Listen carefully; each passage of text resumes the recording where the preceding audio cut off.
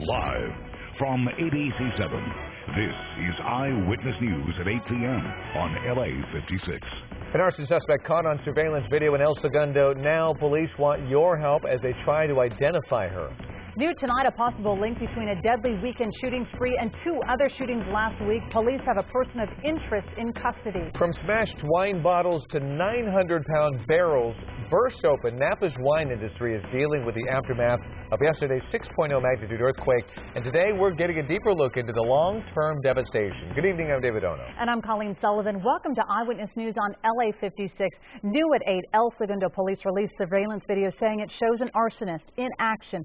The woman is wanted in several suspicious fires. Two of them have been set inside churches. Eyewitness News reporter Amy Powell is live in El Segundo with the latest as police work to identify her. Amy? Colleen, El Segundo police say there have been 7 arson fires in and around the Main Street area of the city's west end since late July, so they're doing everything they can to capture this suspect. Now, surveillance video shows the suspect smoking a cigarette on the deck of a business on Main Street. Authorities say she's either Hispanic or white, between the ages of 55 and 65, with dark, shoulder-length hair. Now, she walks over to some furniture, bends over, and uses a lighter to ignite an umbrella. She then walks away, and a few seconds later, it goes up in flames. Police say some Good Samaritans extinguished the flames. Yesterday's 2 other arson fires were started in churches. Yes, the fire department has responded to each incident, and no one has been hurt. And they've been relatively small fires. But what we're worried about is that this person can potentially light a building on fire, and someone could get hurt or killed. Yesterday, authorities say some garments were set on fire in one church, and then some leaflets were lit on fire in another nearby church. In both cases, the fires were started while people were inside those churches, so obviously a very dangerous situation. Now, both fires were put out quickly, and no one was hurt. So as we come back out here live, once again, authorities are trying to identify the suspect seen in that surveillance video. If you have any information about these fires, you can call the El Segundo Police Department at 310-524-2200. Reporting live in El Segundo, Amy Powell, ABC7 Eyewitness News. Amy, thank you. LAPD detectives have a person of interest in custody as they investigate a series of deadly shootings in the northeastern San Fernando Valley. And Eyewitness News reporter Miriam Hernandez has the latest on this man as police continue to search for any possible link between all of the crimes. An alleged crime spree, as many as 5 cars shot randomly over the last 5 days. Friends and family members of the victims stunned. Lucia Montaña's mother was one of 4 shot dead. It makes no sense, absolutely no sense. No, I mean, she has no enemies. There's nothing. There's nothing that we can, put together. Her mother, a Eucharistic minister, was gunned down en route to Guardian Angel Church yesterday morning. An hour earlier, the gunman targeted a family in a vehicle headed to Santa Rosa Church in Pacoima. The parents, Jose and Beatriz Franco, are now in the hospital. Their 22-year-old daughter, Mariana, who was confined to a wheelchair, was killed. Angry about all those guns that are out there. Angry that what can we do? Obviously, you have 3 grievous incidents. You have horrendous incidents where families have been seriously killed and seriously injured. 3 people were shot and killed in 3 separate attacks early Sunday morning. LAPD says now they are widening their investigation. An unknown gunman fired at this car on the 5 freeway near Atwater on Wednesday. And in Pacoima, Gerardo Morales was killed on Thursday. Tips on the suspect vehicle led police to the Silmar home of 34-year-old Alexander Hernandez. Investigators are calling him a person of interest. He was arrested last night after a 1-hour standoff. We made contact with the individual. He refused to comply with our commands to come out. It became a barricaded suspect, and he was ultimately taken into custody by the Los Angeles Police Department SWAT team. A neighbor says he had noticed Hernandez in his driveway, sitting in his SUV, watching neighbors through the night. It's scary, it's pretty scary to not really know, what their intentions could be, what they're thinking, But I just try to, just go my own way. For the victims, though, it appears there was no chance for them to get away. The people that took her from us don't even know what they did. While Hernandez is a person of interest only in the 5 shootings, he is a suspect, according to LAPD, for one shooting, a case of alleged animal cruelty. Hernandez allegedly shot 2 dogs here in Sylmar on Saturday. Reporting live from Sylmar, Miriam Hernandez, ABC7 Eyewitness News. And new at 8 o'clock, 4 people are wounded in a shooting near 46th Street and Gramercy Place. 2 victims are found at the scene just after 6 o'clock tonight. The other 2 people who were injured showed up at a nearby fire station. No word on the extent of their injuries or what led up to the shooting, but police think an automatic rifle may have been involved. New at 8, friends from the 29 Palms Marine Base held a vigil tonight for the 19-year-old woman whose disappearance sparked a massive search. Erin Corwin, a Marine wife who was 3 months pregnant, disappeared on June 28th. Searchers finally found her body a week ago in a mine shaft outside of Joshua Tree. 24-year-old Christopher Lee, Corwin's alleged lover and neighbor, has been arrested and charged with murder. Corwin's family is finalizing plans for a memorial in Tennessee. Cleanup is underway in Napa as the community deals with the aftermath of the 6.0 magnitude earthquake. Aftershocks are expected to be felt for the next several weeks, but experts believe the worst is over. More than 200 people were injured in yesterday's early morning quake, and while most of the injuries were minor, about a dozen people needed to be treated for broken bones and other medical problems. 4 mobile homes were destroyed and 2 others damaged in fires caused by the quake. Over 150 homes and buildings in the area have been deemed unsafe to occupy. As Eyewitness News reporter Alex Michelson explains, the quake caused considerable damage to Napa's famed wine industry. These images of wine bottles falling into the aisles of stores during the Napa quake have gone viral. But these images are perhaps the most devastating to the area long term. Inside the Napa Barrel Care, the floor is covered in wine from 900-pound barrels that burst open. You lose all the wine, and that could be anywhere from $5,000 to $50,000. Todd Graff is the winemaker for Frank Family Vineyards. He says losing even 1 barrel can potentially put someone out of business. A small producer, that could have been their year's work right there. Because what it does, it puts them out of the market for a couple years. So they lose that whole vintage, so they could lose their placements in restaurants, in the retail outlets. Making matters even worse, wineries are beginning the harvest season, one of the busiest times of the year for the $13 billion Napa wine industry. But also any damage structurally to wineries, their busy season is going to come now, so they have to get those repairs done right away.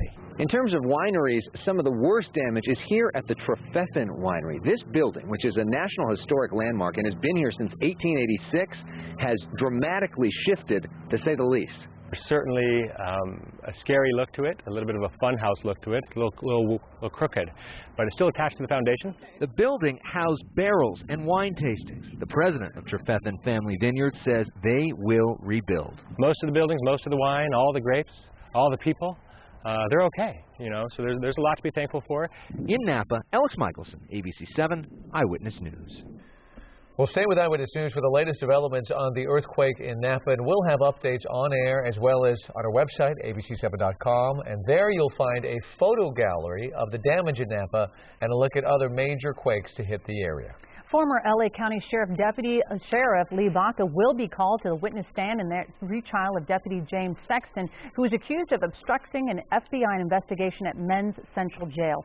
Sexton's attorney Thomas O'Brien made the announcement at the pretrial hearing this afternoon. Testimony at Sexton's first trial, which ended with the jury split 6-6, indicated Baca had some role in the alleged plot to obstruct justice. Baca was not called to testify at the first trial.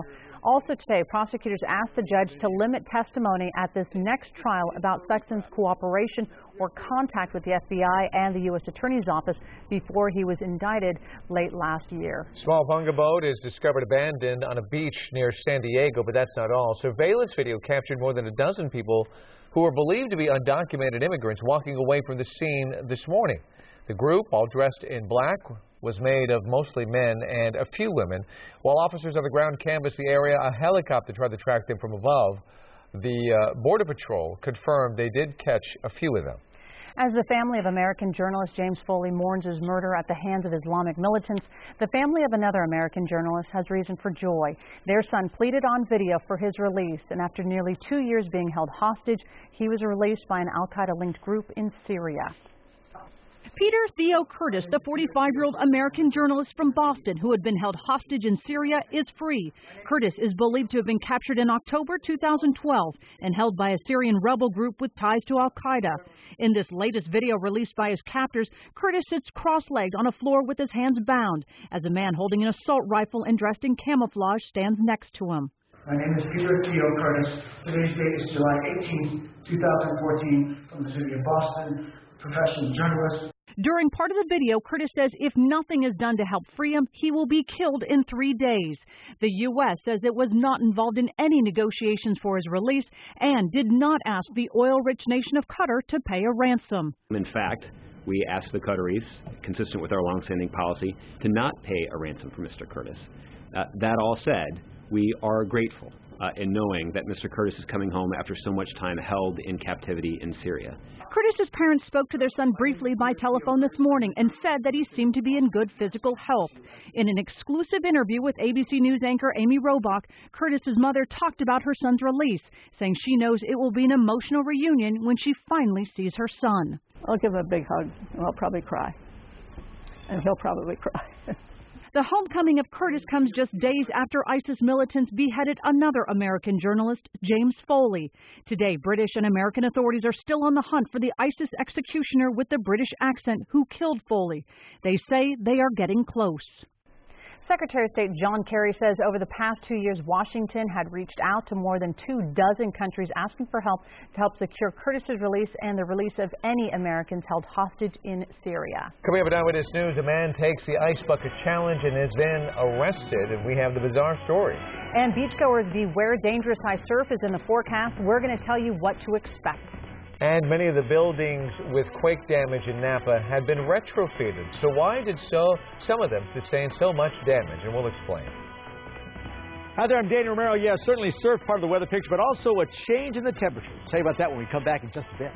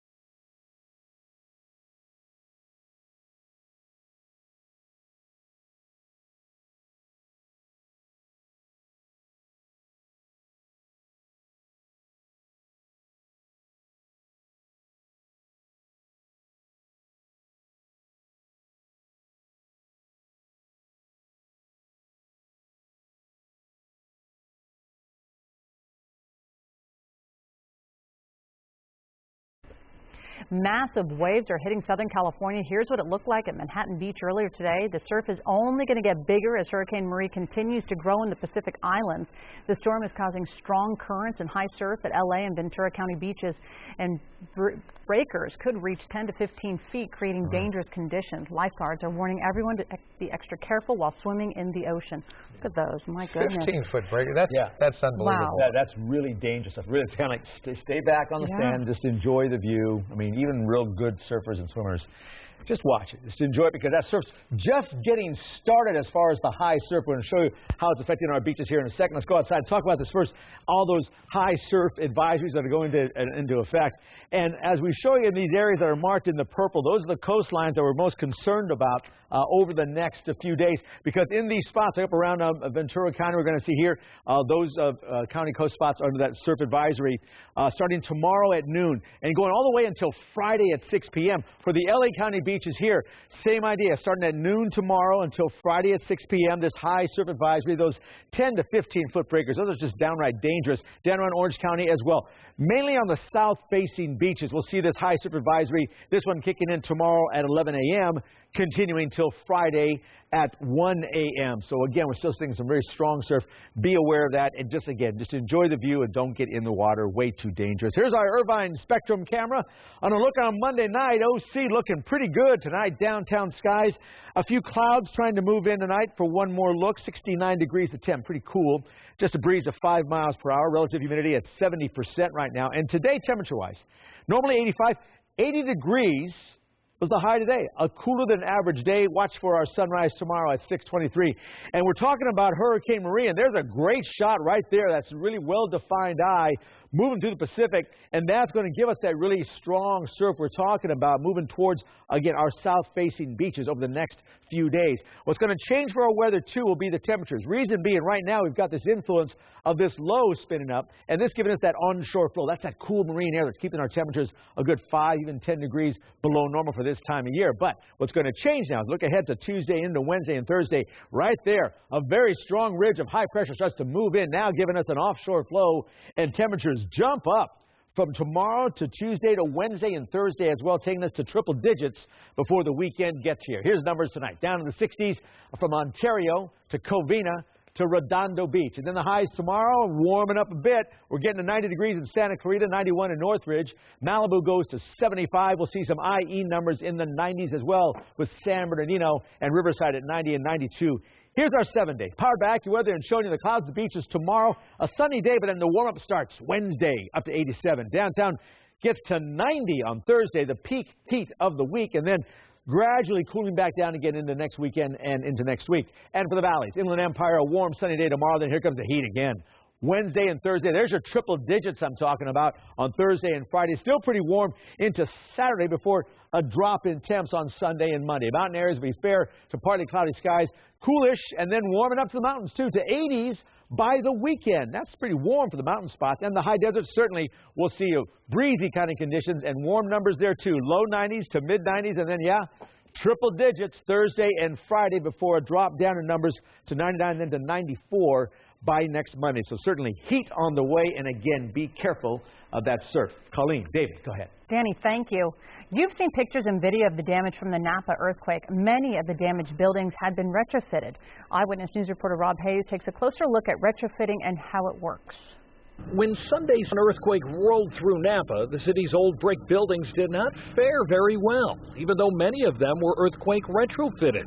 But where most people see destruction, structural engineers see success. We expect to see some damage, but we really want to prevent the loss of life. And so far, it sounds like we did a pretty good job of that up in the Napa area. Michael Cochran is the president of the Structural Engineers Association of California.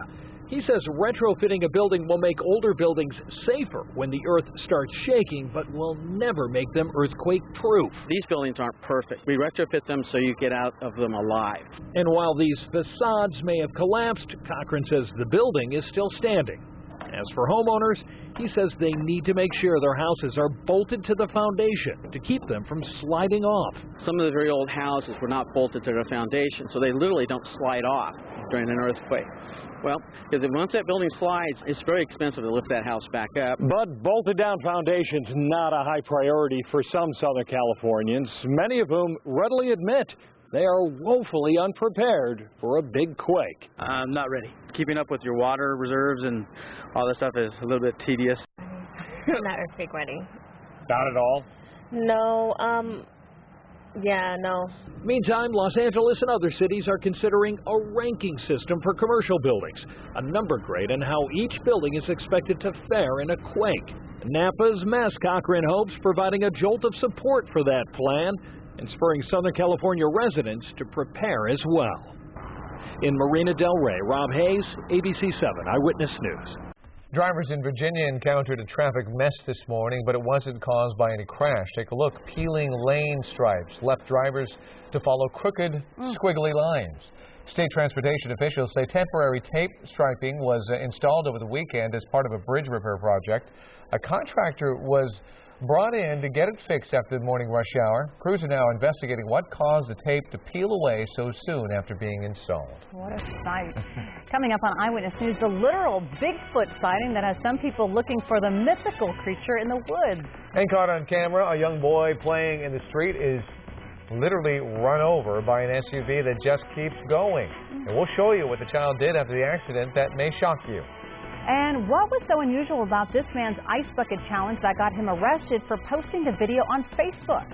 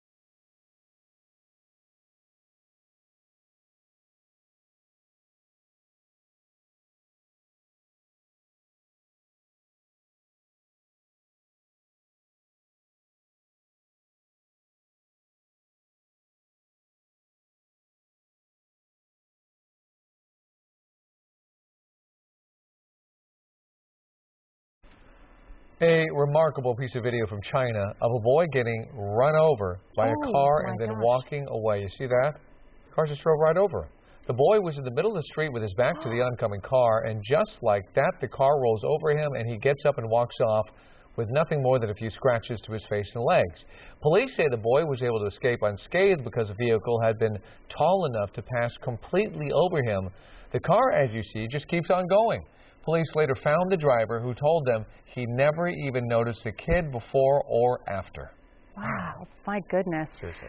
An Omaha man accepted the ice bucket challenge and as a result ended up in prison. 20-year-old Deshaun Morris posted a video online from his home. A tipster saw it and led police to his exact address. Morris had a warrant out on his arrest on a parole violation. It's unclear if Morris made his donation before he was arrested, but the ALS Association has raised nearly $80 million through the viral social media campaign. Well, it happens every few years, and it has happened again. Someone thinks that they may have spotted Bigfoot, this time in the woods outside of Vicksburg, Mississippi. Bigfoot, a.k.a. Sasquatch, is reputed to be a big, hairy creature, sort of a combo man-ape who roams the wild. Most of the reported sightings are in the Pacific Northwest, but he allegedly turns up down south now and then as well. In this latest sighting, the man didn't actually glimpse Bigfoot, just a really Bigfoot print. It's 9 inches long, and the width of what appears to be toes, or claws, if you will, is 6 inches wide. And that right there isn't human. Okay, an expert with an organization called the Delta Paranormal Project was called in to investigate, and he claims to have spotted a creature at least 6 feet tall in the vicinity of the footprint. Starting this week, some of England's historic statues will be given a voice. Passerbys are able to hear 35 different statues across London and Manchester speak with the swipe of their smartphones over nearby tags.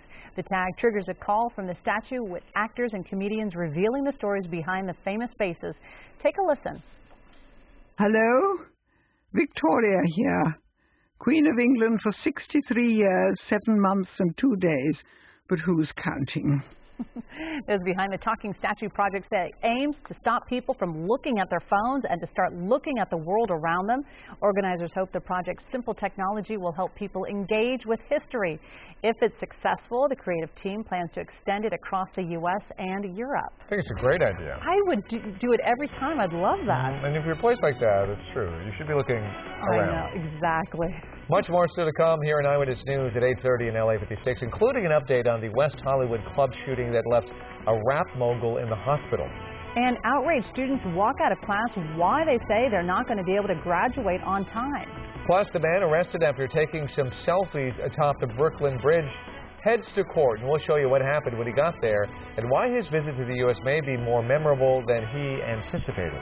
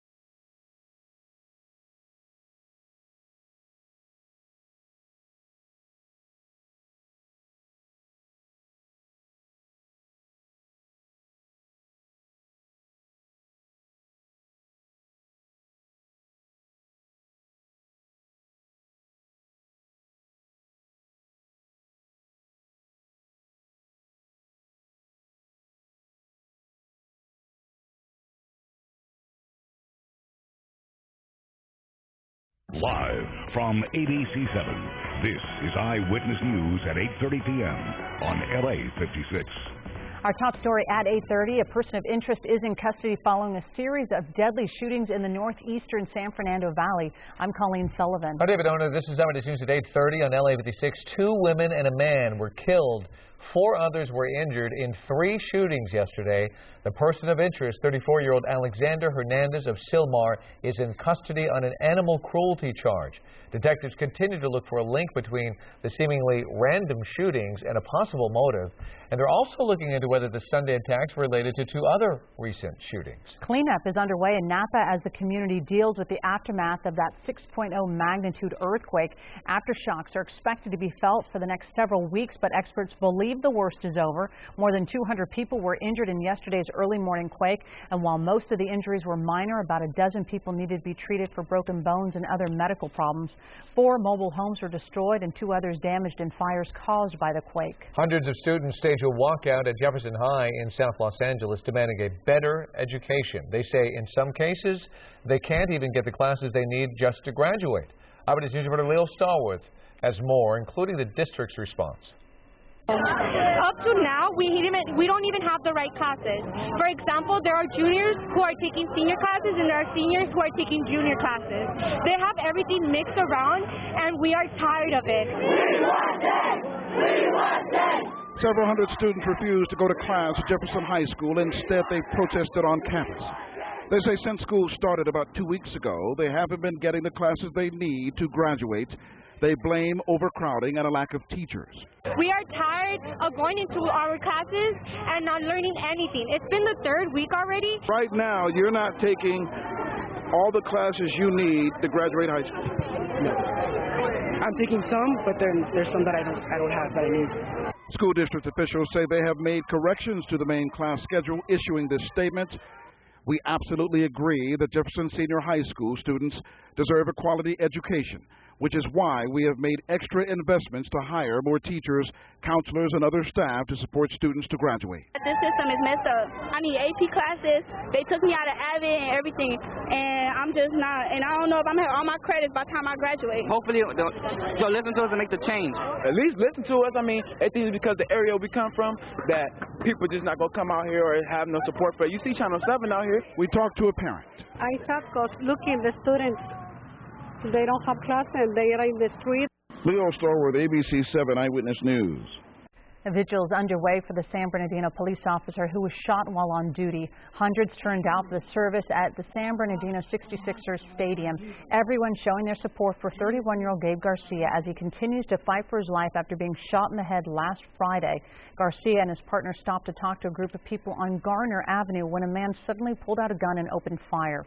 Garcia's partner shot and killed the suspect.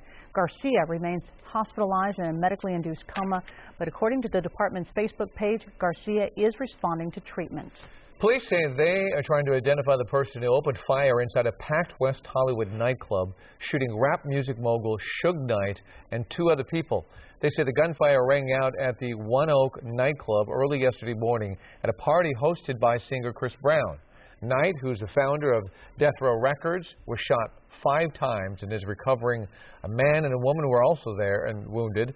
Carla Creedy says she was in the club taking cell phone video of Chris Brown when she captured the chaotic moments following the shooting.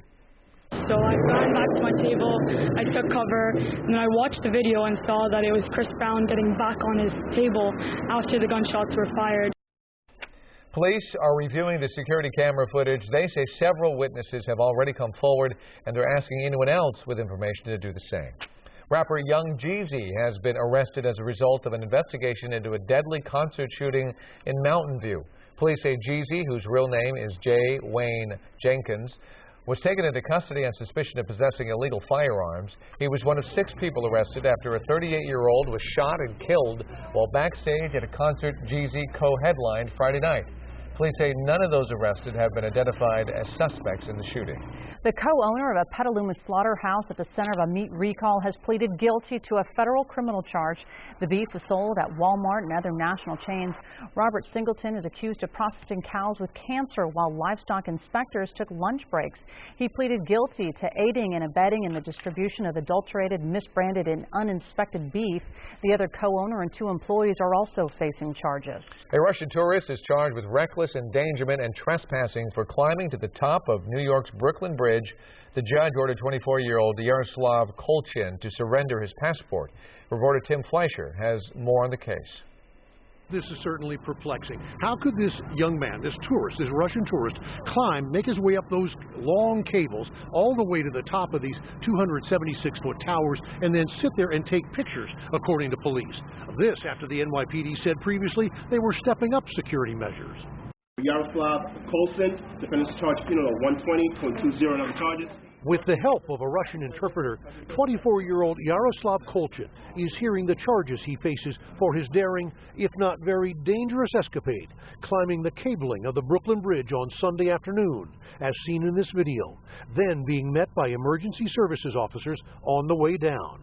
The defendant was arrested and stated in summons substance that the defendant did it for fun. Yaroslav Kolchin, according to his attorney Paul Liu, was with a Russian tour group visiting the city.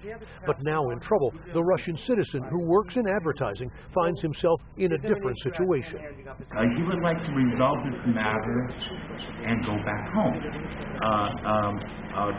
However, Judge, he understands that the matter will not be resolved today. And with the judge setting a $5,000 bail, he is likely to remain in custody for the time being. And later, outside court, his attorney evaded questions. Mr. Liu, when he said he did it for fun, can you respond to that? I can't comment on a pending legal matter. I'm sorry. Did he do it for fun? No comment. And that was Tim Fleischer reporting. Thousands of people attended the funeral today for the unarmed teenager shot and killed by a police officer in Ferguson, Missouri. The mourners at Michael Brown's service even included celebrities and well-known activists. They gathered at a church in St. Louis to remember the 18-year-old. Brown's stepmother spoke, repeating words he once shared with her. I know that the world is someday going to know my name. She said, I'm going to shake the world. And I promise you that he has.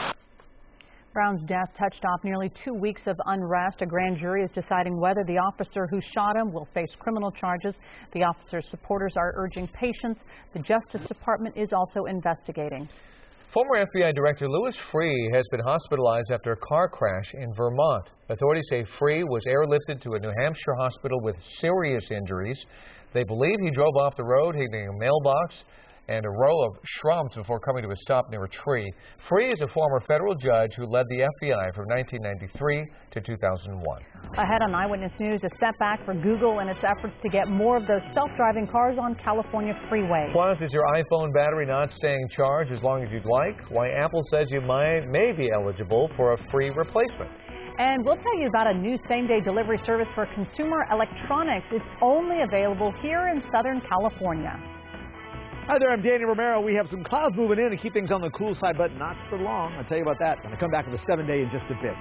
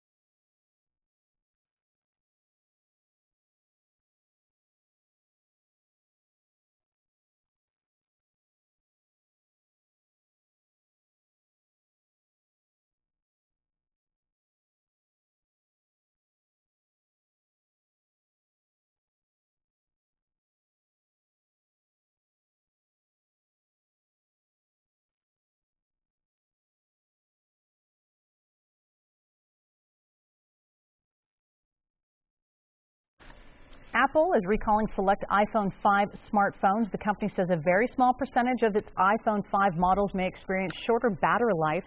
The phones eligible for a free replacement were sold between September 2012 and January 2013. Apple has opened a website that allows people to determine whether their phones are eligible. California's Department of Motor Vehicles is putting the brakes on Google's self-driving car. It's crafted new rules that regulate the autonomous vehicles. They currently come without standard car equipment like a steering wheel or brake and case pedals because the computer does the driving. Well, the new regulations would require that a driver be able to immediately take physical control of the car if needed. The rules go into effect September 16th. A local online retailer is taking on the big boys when it comes to same-day delivery. Eyewitness News consumer specialist Rick Romero takes a look at how Newegg is getting your merchandise to you so fast. First, it was two-day delivery. Then customers of Amazon Prime were able to get same-day delivery of the items they bought on the website. Then Google thought that was a pretty good way to drum up business and started same-day delivery just a few months ago with Google Shopping Express. Two online behemoths with the money and the size to make same-day delivery a standard. But starting today, electronics website Newegg.com is joining the competition. It's more about meeting the customers' expectations and trying to cater to what the customers are looking for. We have a lot of customers that would like to get delivery on the same day, and that is one of the things that got us initiated on this. Newegg.com is the second largest e-tailer of consumer electronics. In their warehouses, they have 20,000 to 30,000 items, and almost every one of them can be delivered on the same day. The customer is placing an order before 11 a.m. and if we have these selected items that are available for same-day delivery in stock, then the customers would get the delivery by 8 p.m. on that same day. At Newegg in the City of Industry, it starts with an order at the computer, which is quickly filled. Down the miles of conveyor belts, the boxes are sent to the fleet of new trucks for delivery in the greater LA area. Although the customer cost is $19.99, industry experts say such service is expensive for the businesses, and they wonder if same-day delivery is good business or merely a fad. But for this business, same-day delivery was a very pleasant surprise. Really surprised. We were like, what is Newegg doing here already? Like, they just placed this order this morning. So that was pretty cool. I didn't know they did that. But as one company tries to one-up the other, what's next? Google says it might be drones. And Newegg? Any chance you're going to start using drones? We're always working on innovation. No plans as of now, but you never know. This is Rick Romero, ABC7 Eyewitness News. A police officer comes to the rescue of a baby boy just in the nick of time. Still to come on Eyewitness News, we're going to hear from the hero officer and the baby's grateful family. And it was an eye-catching proposal. In fact, it even caught the eye of a police helicopter, and we'll explain.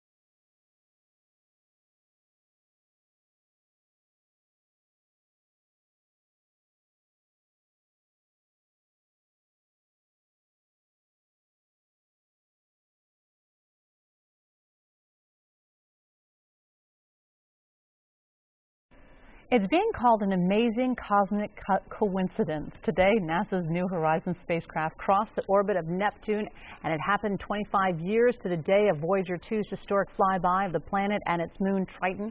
This marks the last major intersection for New Horizons, which is headed to Pluto and expected to arrive next summer. The piano-sized spacecraft was launched in 2006. It is now nearly 2.75 billion miles from Earth. And new at 8 o'clock, check these amazing images out of the sun. Officials with NASA captured these Sunday when the sun emitted a mid-level solar flare. Those are powerful bursts of radiation which luckily cannot pass through the Earth's atmosphere to affect people. But when intense enough, scientists say the flares can impact the layer of the atmosphere where GPS and communication signals travel. Nevertheless, beautiful sight. Stunning sight, and you're going to be talking about possibly a warm-up, aren't you? Yeah, I mean, not a solar flare, but yeah, it won't be that hot. But yeah, we're going to see some temperatures jump up quite a bit one day to the other, and then another bump after that. Let's go outside right now for our Monday night and take a look at the thing keeping us on the cool side, the marine layer starting to make its way into Southern California. The LAX shot here shows you just a little haze hanging out on the coast where the marine layer lives. To downtown we go there too. Some clouds are starting to make their way into this Monday night. Look over the skyline, 69 degrees right now. Just a breeze of 5 miles per hour. Our relative humidity right now, 70%. All right, here's what's keeping us so cool. Right here you can see this low doing its work now. The circulation around the low, it goes in that counterclockwise motion. So it takes that cool ocean air and brings it on shore. But here's where the change comes our way. We go Tuesday into Wednesday. Now, this next weather maker right here, that's a ridge of high pressure. Now you see that circulation going more clockwise, pushing everything offshore. So that means no cool air coming on, so the heat starts working earlier in the day. So by Tuesday and Wednesday, we'll really see high temperatures jump up. We will see triple digits in some of those inland spots. Tonight, though, enjoy another nice summer night. 65 down to there in Ontario, to 65 for Malibu as well, and 62 for Lancaster. Here's the highs tomorrow. Yeah, warm but not blazing hot. 91, Palmdale, not bad. 82 in Thousand Oaks with Redondo Beach at 76. Huntington Beach, 76 as well. Morning clouds there, then afternoon sunshine. Inland Empire shows a 91 for Ontario. Beaumont goes to 92 and barely over 100 in Palm Springs. So watch out. Here comes the heat now. 7-day power back you weather giving you clouds to the beaches tomorrow morning and then sunny in the afternoon. Here comes the warming on Wednesday. More so on Thursday to 90 downtown. Into the weekend, still pretty warm. But by Sunday and Monday, back down below average temps. Again, the marine layer comes back in and sets up shop. The valleys and the Inland Empire look warm and sunny tomorrow, and then downright hot from Wednesday, Thursday into the weekend, Friday. Still pretty hot on Saturday until a drop down in numbers on Sunday and Monday as well. Still, though, at 90, that's pretty warm. Mountain areas will be bare skies and partly cloudy and cool 70. Here comes the warm up there. Wednesday, Thursday, and Friday up to 80 degrees by the weekend in the mountains, then down to the mid-70s by Sunday into Monday with some clouds moving right back in to keep things on the cooler side. On the high desert, nothing real cool here. 91 tomorrow, warming up to 95. Breezy conditions on Wednesday. Then we get ahead to the weekend. Watch these temperatures. Go to triple digits on Thursday, and we're looking at 101 for Thursday. And by Friday, 102 degrees, so triple digits once again coming our way into the desert areas in the inland spots. But by Saturday and Sunday, warm and sunny. Temperatures start to drop down a little bit more, so we go from triple digits on Friday to 99. Still a pretty warm day on Saturday, and then by Sunday and Monday, 95, and then down to 94 with those winds kicking back up once again. So if you want the heat of summer, one last blast before it's all said and done in the holiday weekend coming up, look for Wednesday, Thursday, Friday to be your hottest days. Get ready for that and enjoy it. David and Colleen, go ahead. Thank you, Danny. The Angels ended a 10-game road trip with a 7-3 record and now find themselves with the best record in all of baseball. And tonight, they start a 7-game homestand kicking off with Miami. And we'll have your Halo highlights later on Eyewitness News at 11 p.m. Switching to college football now. UCLA opens up the season on Saturday with a date against Virginia. Last season, a young Bruin squad garnered the top 25 position to start. But this year, those expectations have vaulted considerably, coming into the season ranked 7th in the country. And with younger players getting time last year, it has definitely helped this year's Bruins with their lofty goals. We're just evolving. I mean, we have guys that didn't play as much last year but are going to make a splash this year. I mean, guys that are going to really make a name for themselves. So, I mean, it's not like there's a drop-off or anything. It's just guys that are just going to make their own name this year. You know, there's a lot more competition, definitely. Guys competing every week, and, you know, there could be new guys out there, or we could be rolling in, but definitely everyone, you know, can play. So it's awesome. USC opens the 2014 season this weekend, taking on Fresno State. The Trojans, though, will be missing defensive captain Josh Shaw, who will be out of action with sprains of both ankles. Shaw, a senior, was injured when he jumped from a second-floor balcony at his cousin's Palmdale apartment to rescue his 7-year-old nephew from drowning. Golf now. Tiger Woods has parted ways with swing coach Sean Foley after 4 years of working together. Woods, as you recall, is done for the remainder of the PGA season after dealing with a back injury for most of the year. The pair won 8 tournaments together, but he won all 14 career majors under the tutelage of Hank Haney and Butch Harmon. Finally, former UCLA star Kevin Love was officially traded to the Cleveland Cavaliers over the weekend, and that deal prompted another trade between the Minneapolis and Cleveland Aquariums. Sea Life Minnesota traded the naming rights to its octopus, K-Love, to the Greater Cleveland Aquarium in exchange for the name of Cleveland's octopus, which was named Ocho. A city being overrun by monkeys. It may sound like a plot to a Hollywood blockbuster, but it's really happening in New Delhi, India. As a result, the city has hired dozens of monkey chasers. It is an actual job that requires people to use sticks and slingshots, as well as make sounds similar to those made by the monkey's predator, another primate called langur. City officials admit this is hardly a long-term solution to their monkey problem, but since it's illegal to capture or kill the animals, they say it is their best option at the moment. Did you see? I mean, that's amazing. I can't believe seeing so many. That is just wild. It's one thing to have wild animals wandering, but really smart wild animals that can get into everything. And you can't capture them. Can you? So they just interesting. Anyway, more news straight ahead here at 8:30 and ahead tonight on Eyewitness News at 11 on KABC. We will have more on the vigil for the San Bernardino police officer who was shot while on duty. Plus, ABC's Modern Family was one of the big winners tonight at the Emmys. We're going to go behind the scenes and hear what the stars are saying. These stories and all the late-breaking news on Southern California's #1 late newscast, Eyewitness News at 11 on KABC.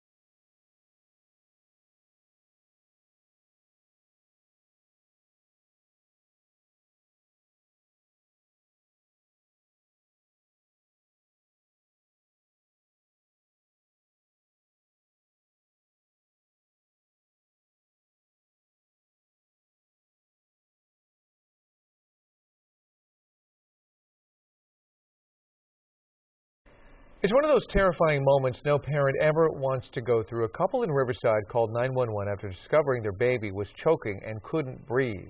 As Eyewitness News Inland Empire Bureau Chief Rob McMillan explains, there was no time to spare, so a police officer jumped in to help. We're forever grateful. There's no words to explain just how grateful we are. Khalid Williams and his fiancée, Keisha Pacheco, say they were at home when it happened. 3-month-old Alexander was in his playpen when his mother walked in and saw that he wasn't breathing. I didn't know what to do. I was like terrified. It was probably the worst feeling. She ran to get her fiancé. I woke him up and I was telling him that he couldn't breathe. That's when they called 911. Officer Victor Schmitz was in the area. The call was of a baby that was choking. That's obviously one of the most stressful calls we can get. He came like flying down the street and he jumped out of his car and ran up to us. The parents were frantic. They were both crying. The family had already brought the baby outside to wait for help. When I first got on scene, it looked like the father was doing mouth-to-mouth resuscitation. So I know he was doing everything he could. When he got there, Alex was already blue, and he was done. You know, like he couldn't even get his last little breath out. Officer Schmitz knew there wasn't time to wait for paramedics. When I looked inside the child's mouth, there was some fluid and debris that looked like possibly vomit or saliva. After some small back thrusts, some good news, little Alexander started to cry. It sounds like a scary thing, but to us, that's a big deal because that means that the baby is getting some sort of oxygen in there. The couple is calling Officer Schmitz a hero. I told him thank you, and I was just crying. I shook his hand and, you know, asked him if it was okay if I gave him a hug. There's good people that are wearing uniforms, especially in light of all that's going on right now. You know, this is something that I'm really, really grateful for. The fact of the matter is, it was just the right time and place. I know that if it wasn't me and my other partner beat me here, he would have done the same thing before I got here.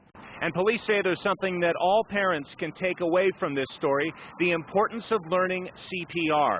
Williams says he did know a little bit about it, but after what happened this past weekend, he's signing himself up for a class. In Riverside, Rob McMillan, ABC7 Eyewitness News. A romantic candlelit proposal is spotted from a London police helicopter on routine patrol, and now police know the culprits. London Metropolitan Police say they saw this proposal from the sky on Saturday. They think the man used candles to spell out, "Will you marry me?" Then the video shows a man getting down on one knee. The police department posted photos on Twitter looking for the couple. They found them. The couple wants to remain anonymous.